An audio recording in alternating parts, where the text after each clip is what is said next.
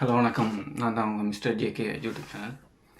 இன்றைக்கி என்னத்தை பற்றி பார்க்க போகிறோம்னு சொன்னால், அதை விட என்ன சொன்னால், இந்த கல் இதுதான் கருங்கல் மண்ணுன்னு சொல்லி காய்க்கிறவங்க எல்லாம் ட்ரெண்டிங்காக இப்போ ஃபேமஸ் ஆயிடுவாங்க. அந்த கண்டென்ட் தேடி காய்க்க போனால் 7 வியூஸ்லாம் இருக்கும். அதெல்லாம் சொல்ல போனால் மன வருத்தம் தான். அது ஒரு பக்கம் இருக்கட்டும். என்னடான்னு சொல்லி இந்த வீடியோன்னு இருக்கு பாருங்கள். இந்த வீடியோ பார்த்தேன். நானும் நினச்சேன் ஒரு வேளை இது ஹோட்டல் புக் பண்ணியிருப்பாங்க. அந்த புக் பண்ண ஹோட்டலில் ஏதாச்சும் வாஷ்ரூமில் குளிச்சிட்டு இருக்கேக்க ஃபயர் ஆக்சிடென்ட் போலோடக்கு ஃபயரெல்லாம் அடித்தோன்னா அப்படியே வந்துட்டாங்க போல இருக்குன்னு சொல்லி பார்த்தேன் வீடியோ. பார்த்துட்டு போய்க்கிறேன். பார்த்தேன் முகத்தில் பார்த்தா அவ்வளோத்துக்கு அந்த ஒரு ஆக்சிடெண்ட் ஒன்று நடந்ததில் அவசரப்பட்டு வெளியில் வந்த மாதிரியும் தெரியல. அப்போ யோசித்தேன், என்ன இது அதை மாதிரியும் எனக்கு ஃபீல் ஆகலையே. அப்படியோ என்ன தான் ஒரு ஆக்சிடெண்ட் ஆகிருந்தால் கூட ஒரு ஃபயர் ஆக்சிடென்ட் சொன்னால் பதறி ஓடின்னு இருக்க ஒரு கேர்ள் ஒரு ஆள் என்ன எப்படி ஒரு உடையோட வெளியில் வரைக்குள்ள இன்னும் பதட்டமாக இருக்கும். சில பேர் அப்படி வர மாட்டாங்க என்ன. அப்போ நானும் பார்த்தேன், சரி அப்படியாவும் இருக்காது.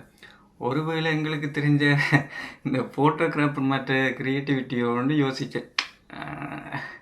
அப்போ எப்படி பார்த்தாலும் இப்போ என்ன சொன்னால் மாடல் ஷூட்டில் வந்து நிறைய விதமாக நிறைய ட்ரெண்டிங் ஆகிறதுக்காண்டி கலாச்சாரத்தையும் தவிர்த்து ஆடைகளையும் தவிர்த்து வேறு ஒரு விதமாக நான் ஃபோட்டோ ஷூட்டெல்லாம் செய்கிறாங்க. அப்போ ஒருவேளை ஃபோட்டோ ஷூட்டாக இருக்குமோ அப்படின்னு சொல்லி பார்த்தா ஃபோட்டோ ஷூட்டுன்னு சொன்னால் கேமராமேனையும் காணையில் அப்படியும் ஒன்றும் தெரியல. சரி ஓகே இருக்கட்டும், பிரச்சனை இல்லை, அதுவும் இருக்காது. அப்போ வேறு என்னவா இருக்கும்னு சொல்லி கொஞ்சம் தூரம் வீடியோ தட்டிட்டு போய்க்க தான் பார்த்தேன். அட கர்மம் கட்டினது இது வந்து என்னென்னா அட்வர்டைஸ்மெண்ட்டாக. இது எங்கே நடந்திருக்குன்னு பார்த்தீங்கன்னு சொன்னால் நம்மளோட ஸ்ரீலங்காவில் தான் நடந்திருக்கு இந்த விஷயம். ஸ்ரீலங்காவை பொறுத்த வரைக்கும் இப்போ வந்து ஸ்ரீலங்காவில் பார்த்திங்கன்னா 2 விதமான ஆட்கள் இருக்காங்க. மோஸ்ட்லி சிங்களீஸ் இருக்காங்க, தமிழ் இருக்காங்க.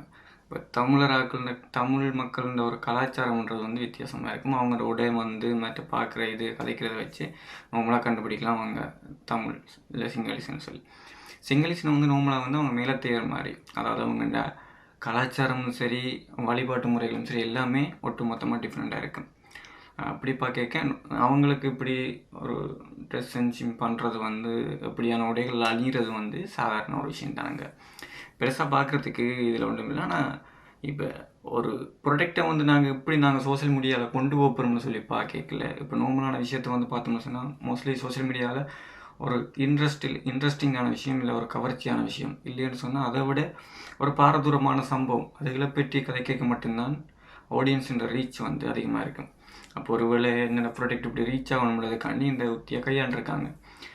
இப்போ மோஸ்ட்லி வந்து அட்வர்டைஸ்மெண்ட் எல்லாமே நார்மலாக எல்லோரும் பார்க்கணுன்றதுக்காண்ட லீஃப்லெட், அதாவது ஒரு என்னென்னு சொல்கிற துண்டு பிரசுரம் கூட வந்து பார்த்திங்கன்னு சொன்னால் இப்போ புதுசாக எல்லாம் இப்போ கிட்ட ரீசெண்டாக பார்த்தேன்னா ஒரு காசுன்ற வடிவத்தில் பிரிண்ட் பண்ணிவிட்டு ரோட்டில் போட்டிருப்பாங்க. அப்போ சில பேர் என்ன செய்வாங்க, அது காசுன்னு சொல்லி எடுத்து பார்க்கல என்ன விஷயம் யார் போட்டிருக்காங்கன்னு சும்மா இருந்தாலும் ஒரு ஜஸ்ட் ஒரு இன்ஃபர்மேஷனுக்காண்டி படிப்பாங்க. அப்படியான வழிமுறையை தான் இதையும் கையாண்டிருக்காங்க. பார்த்து நல்லா இருந்துச்சு. இதை பற்றி எனக்கு இந்த வீடியோ எப்படி வேறு சொல்கிறதுக்கு ஒன்றும் இல்லை. நீங்கள் என்ன சொல்ல போகிறீங்கன்னு சொல்லி கமெண்ட்டில் வந்து சொல்லிட்டு போங்க. ஓகே, இன்னும் ஒரு வீடியோவில் உங்களை சந்திக்கும் வரை விடைபெறுகிறேன். நன்றி.